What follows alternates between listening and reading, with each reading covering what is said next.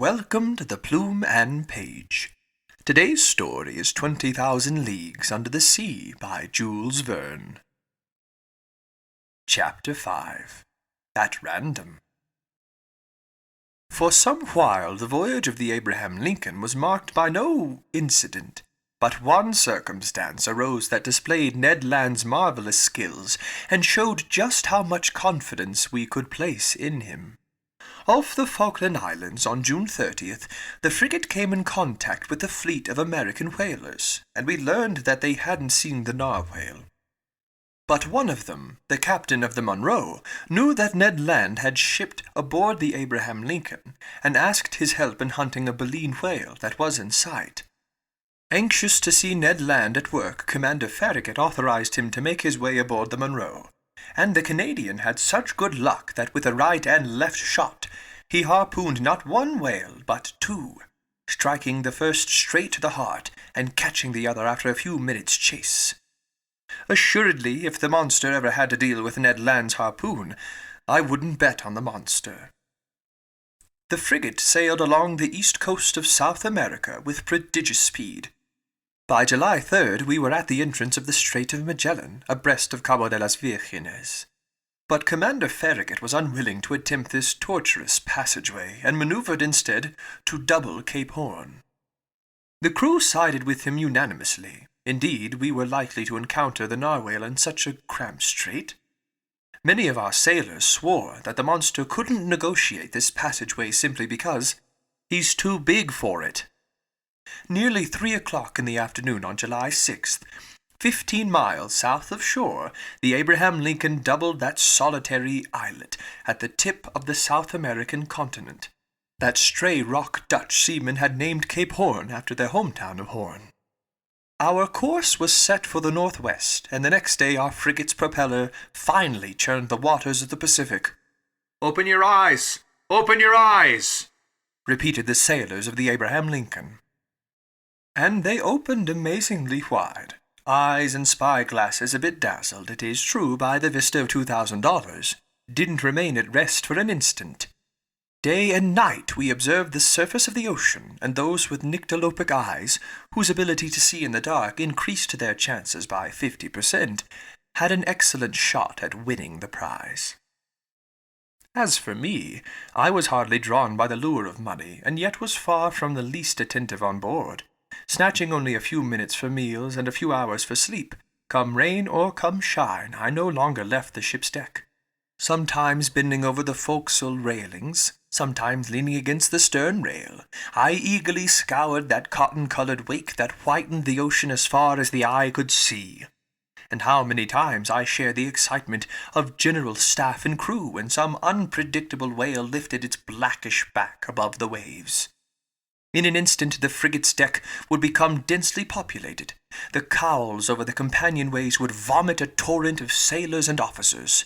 With panting chests and anxious eyes we each would observe the cetacean's movements.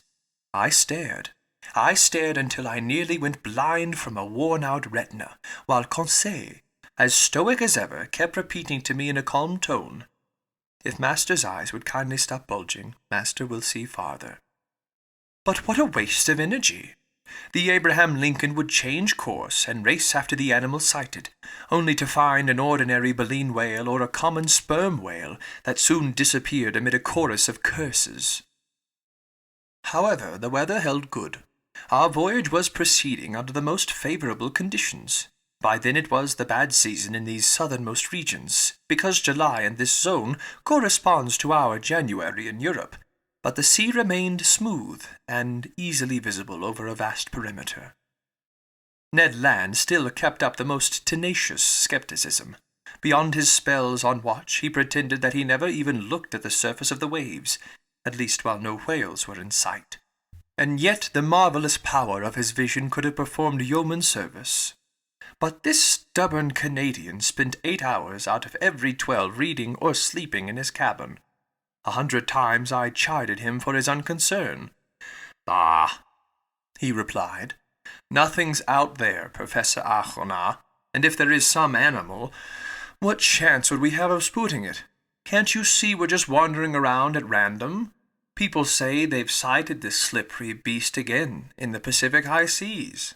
I'm truly willing to believe it, but 2 months have already gone by since then, and judging by your narwhale's personality, it hates growing moldy from hanging out too long in the same waterways.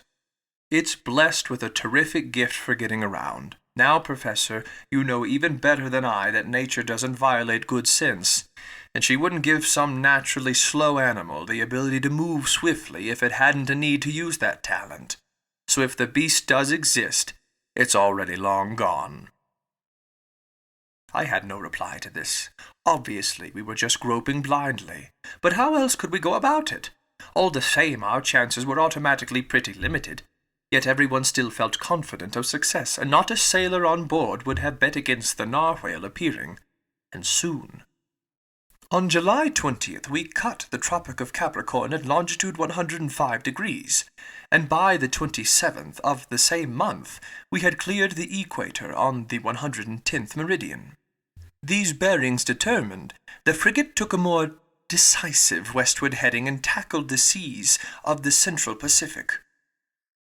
Commander Farragut felt, and with good reason, that it was best to stay in deep waters and keep his distance from continents or islands, whose neighborhoods the animal always seemed to avoid. "No doubt," our boatswain said, "because there isn't enough water for him." So the frigate kept well out when passing the Tuamotu, Marquesas, and Hawaiian Islands, then cut the Tropic of Cancer at longitude 132 degrees and headed for the seas of China. We were finally in the area of the monster's latest antics, and in all honesty, shipboard conditions became life-threatening. Hearts were pounding hideously, gearing up for futures full of incurable aneurysms. The entire crew suffered from a nervous excitement that it's beyond me to describe. Nobody ate, nobody slept. 20 times a day some error in perception or the optical illusion of some sailor perched in the cross-trees would cause intolerable anguish, and this emotion, repeated 20 times over, kept us in a state of irritability so intense that a reaction was bound to follow. And this reaction wasn't long in coming. For 3 months, during which each day seemed like a century, the Abraham Lincoln plowed all the northerly seas of the Pacific, racing after whales sighted, abruptly veering off course, swerving sharply from one track to another, stopping suddenly, putting on steam and reversing engines in quick succession, at the risk of stripping its gears, and it didn't leave a single point unexplored from the beaches of Japan to the coasts of America, and we found nothing. Nothing except an immenseness of deserted waves, nothing remotely resembling a gigantic narwhale, or an underwater islet, or a derelict shipwreck, or a runaway reef, or anything the least bit unearthly. So the reaction set in. At first, discouragement took hold of people's minds, opening the door to disbelief. A new feeling appeared on board, made up of 3/10 shame and 7/10 fury. The crew called themselves out-and-out fools, for being hoodwinked by a fairy tale, then grew steadily more furious. The mountains of arguments amassed over a year collapsed all at once, and each man now wanted only to catch up on his eating and sleeping to make up for the time he had so stupidly sacrificed.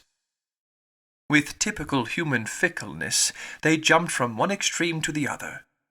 Inevitably, the most enthusiastic supporters of the undertaking became its most energetic opponents. This reaction mounted upward from the bowels of the ship, from the quarters of the bunker hands, to the mess room of the general staff.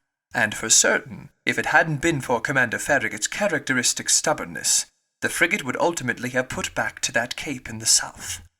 But this futile search couldn't drag on much longer. The Abraham Lincoln had done everything it could to succeed and had no reason to blame itself. Never had the crew of an American naval craft shown more patience and zeal. They weren't responsible for this failure. There was nothing to do but go home. A request to this effect was presented to the commander. The commander stood his ground. His sailors couldn't hide their discontent, and their work suffered because of it.